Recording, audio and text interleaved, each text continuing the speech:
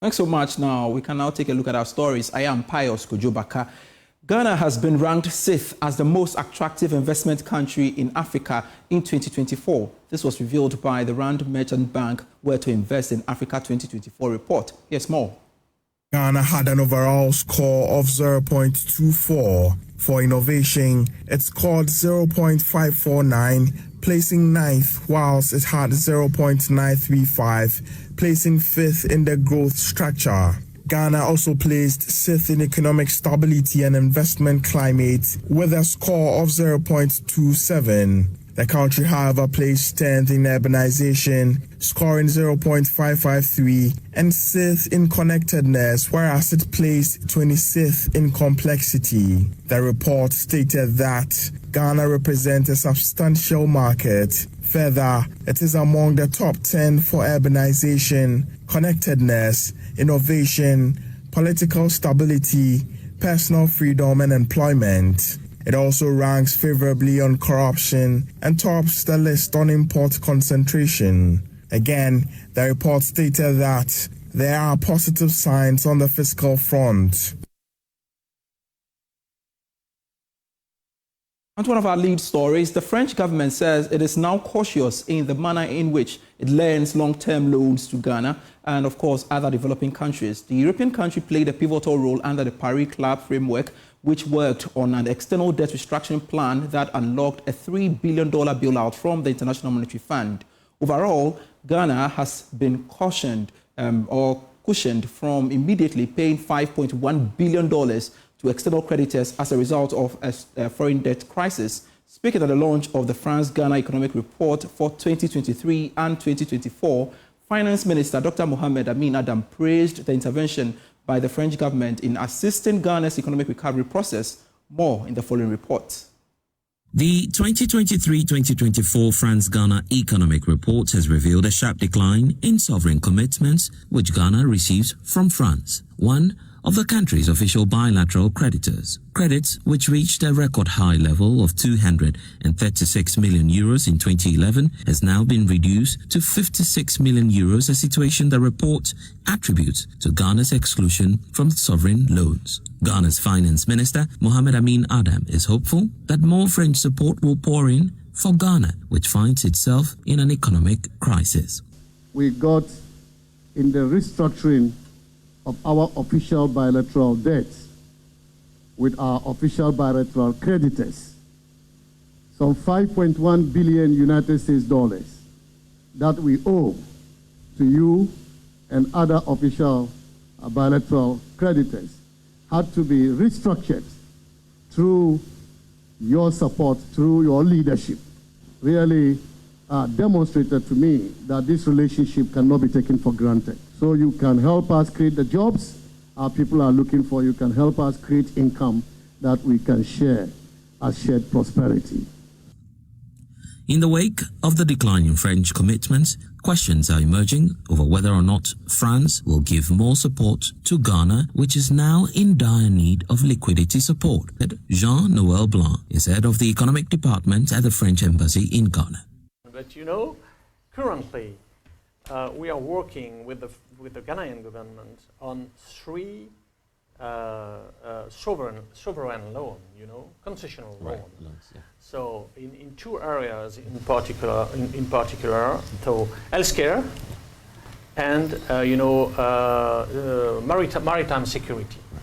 So I would say that the France support to Ghana is continuing task, So we didn't stop anything. So of course we are very cautious in the way we are, lending some money to Ghana because of the debt. But at the end of the day, there is still 3 sovereign loan, with the government of Ghana in the 2 areas I mentioned just previously. So I think that after the crisis, we are going to continue to support Ghana with such loans, with a very, very low rate of interest and a maturity which is very long to support Ghana, in a long race of modernization. But for now, we have 3 sovereign loans. So, are you open to more? I'm open to more. You know, Right. it depends on the project. Later this week, President Akufo-Addo is expected in Paris, as experts hope this will provide an opportunity for Ghana to secure or work out another credit line. There's Ogun's report for Joy News. Accra. And I want us to have a conversation at the back of this development. Joining us via Zoom to help us do that is economist Professor Patrick Isum. Thanks so much, Professor Isum, for joining us on Business Live. Now, I want your thoughts about the position taken by the French government, saying, well, they are now cautious in the manner in which it lends long-term loans to Ghana, and this mustn't be taken lightly. Yes, good evening and good evening to listeners. I think it shouldn't be taken lightly. It's a pretty serious statement to make, I think. But in some sense, perhaps not surprising. I think if you look at how the bilateral debt restructuring has gone, you know, there had some belief that our development partners perhaps would have given us a lot more debt forgiveness, which didn't happen. And if you listen to the tone saying that they are being more cautious, I think perhaps they are feeling that maybe who knows, maybe the loans have not been put to the use that they expected or something. I think there's definitely something that's holding them back. And but we know that some of the major European countries, some of our partners, seem to be moving more away from aid to trade. You know, it's a mantra that we've heard from some European countries. So it's not too surprising. It simply means we need to rethink our dependence on these foreign aid, and then begin to look within, and also make the most of the resources we receive. I think that's probably something that at the back of their mind, whether we are making efficient use of the funds that we receive. But help me understand, how much of a big deal will the cautious manner in which they put it by way of lending long-term loans to Ghana mean to our economy going forward? Well, I think, it's important that, when it comes down to how to interpret, being cautious, you get a sense that it means that, there probably isn't going to be much coming.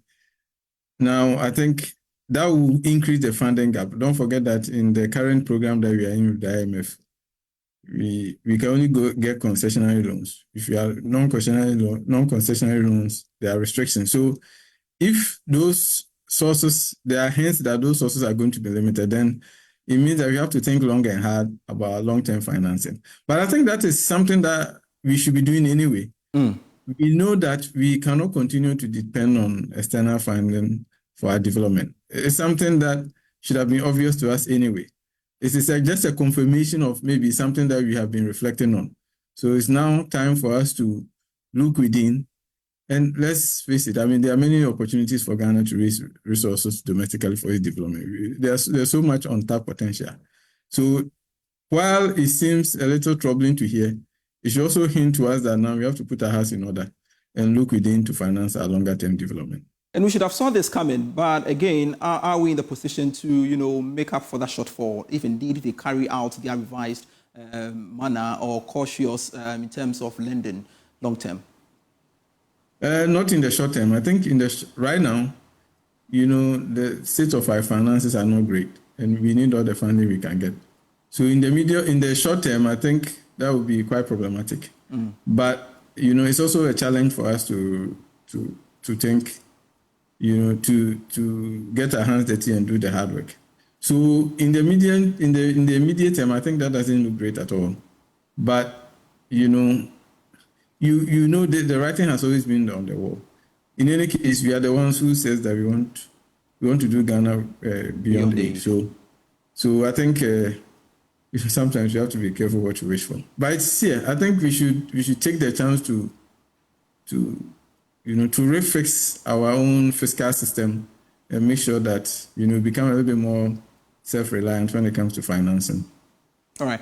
Now, away from that, and in all of these, Ghana has been ranked 6th as the most attractive investment country in Africa in 2024 per the Rand Merchant Bank Where to Invest Africa report. I want your quick thoughts.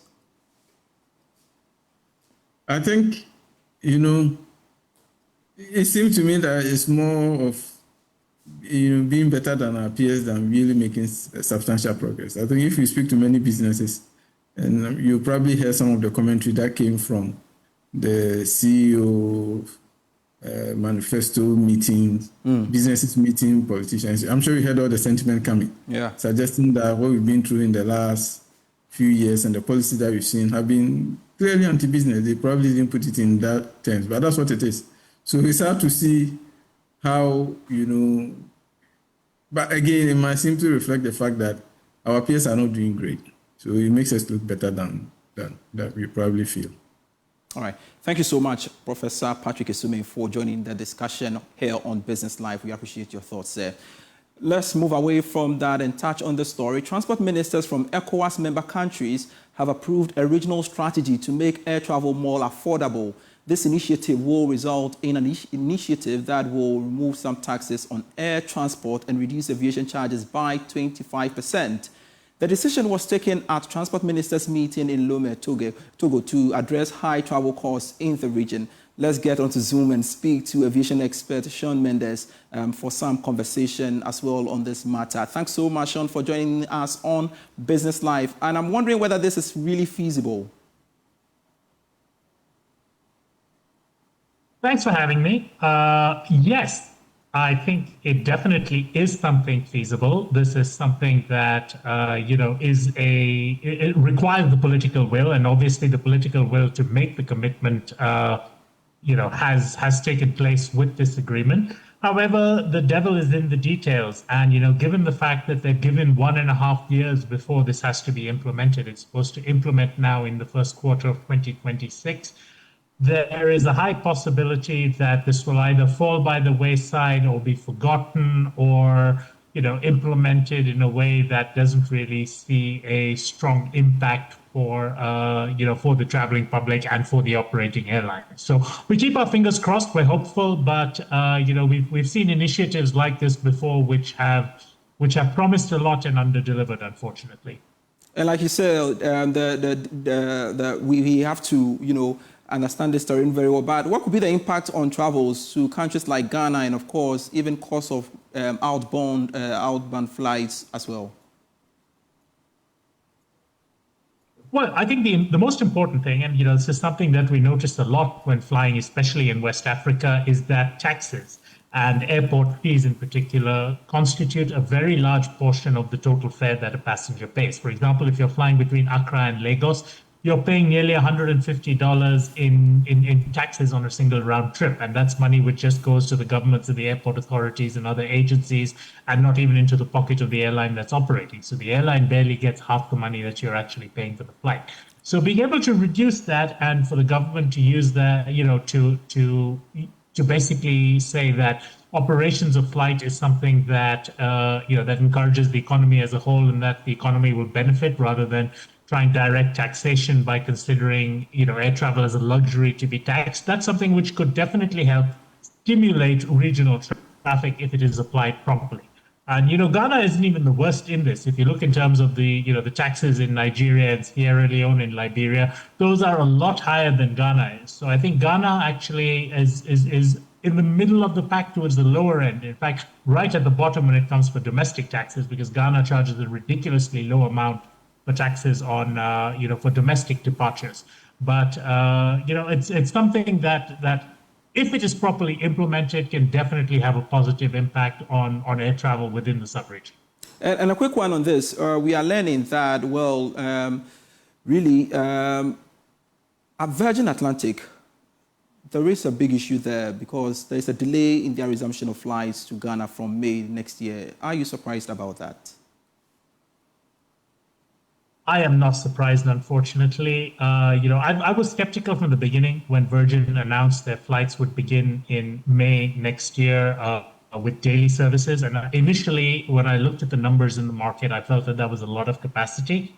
But beyond that, both Virgin and British Airways, and in fact, all airlines worldwide, are struggling with supply chain issues. And in this particular case, they're having issues with their Rolls-Royce engines, which are on their 787 aircraft. So consequently, they're in a position where right now they have one of their aircraft is parked. By next summer, they expect they're going to have 2 aircraft parked due to lack of spares. And, given a choice of having to reduce flights rather than cutting flights in a route they're already operating, they've taken the decision to indefinitely postpone the launch or the relaunch of their Accra services, which was due to start in May. In the meanwhile, British Airways has also reduced their services next summer. They're currently operating 11 times a week. They're going to be reducing that to 10 times a week next summer. So, where Ghanaians thought they would have 17 flights a week between Accra and London next summer, it's going to be down to 10 flights. But that's still pretty good. The market is 250,000 passengers a year. This is about 198,000 seats. So that is still good choices available for Ghanaians traveling between Ghana and the UK. That's fine. Thank you so much, Shan Mendes, an aviation expert, sharing your thoughts with us here on Business Live. We have more stories for you after this break. Welcome back to Business Live. The Ghana Mine Workers Union is asking the Ministry of Lands and Natural Resources to quickly announce the new strategic investor for the Bogoso-Prestea mine following the termination of the mining lease of the Future Global Resources 2 months ago. According to the Mine Workers Union, their call is coming at a time the Minerals Commission has submitted its recommendations on a new investor to the ministry after due diligence was done for the selection. Speaking to Joy Business, General Secretary of the Ghana Mine Workers Union, Momen Abdul Gwana, urged the ministry to quickly act on the recommendations to bring back the once vibrant mine on its feet. We are seized with information to the effect that the Minerals Commission, and by extension the Ministry of Lands and Natural Resources, has done a lot of due diligence targeted at least deciding on one of the one of the prospective investors that have shown interest. Our concern, however, as a union is that it's 2 months, practically 2 months now since government took this decision. And indeed, the Minerals Commission, the Board of Minerals Commission, the Ministry of Lands and Natural Resources have done a lot of work. I'm reliably informed that a recommendation has been made to the Minister for Lands and Natural Resources, which is by law established. And so the expectation is for the minister to proceed so that whoever the investor is can take charge of the mine. As we speak now, workers, still at work, but practically no salaries are being paid. Minerals Commission attempted to make available some one-off stipend for these workers, but obviously that is not sustainable. And so what we are saying is that once a decision has been made by Minerals Commission and its board, and a recommendation made to the Minister for Lands and Natural Resources, it's only fair and proper that at least the minister goes ahead, with the announcement of whoever the investor is. Because as a union, our interest is to ensure that the mine is back and running, so that our members can get their jobs. The community of Bogoso and Prestea at least would be revamped once again, so that at least the domestic economy will boom, arising out of the comeback of the mine. So we simply do not understand why, for close to 2 months now, after proper due diligence has been done and recommendations made, the government is still, quiet about this whole thing. The country's oil production is expected to witness some significant increase in the coming days. This is because Springfield is nearing the completion of the test drill on its Afina oil well. The process is expected to be completed before the end of November. Joy Business's Isaac Atasenyako has more in this report. While on a familiarization tour on the deep-sea bolster, experts on board the rig expressed optimism, describing the appraisal drilling process of the Afina 1X well as forward-looking. The process, which commenced on the 17th of October 2024, is expected to be completed before the end of November 2024. The project, which is in partnership with the Ghana National Petroleum Corporation, GNPC, and GNPC Exploco, signals a strategic move to finalize the unitization of the Afina Sankofa oil fields. When completed, the move is expected to lead to the production of 50,000 barrels of crude per day and solidify Springfield's role as a key player in Ghana's oil industry, as well as boost the nation's standing in the global energy market. Thanks so much for watching Business Live for today. I am Pius Kojobaka. We have more stories for you when you log on to myjoyonline.com/business. BOG directs financial institutions to halt remittance termination partnership with TapTapSend. And also Ghana ranked 6th in Africa's most attractive investment destination in 2024. More stories when you log on to myjoyonline.com/business. Great for serving you. See you at 8 p.m. with Prime Business.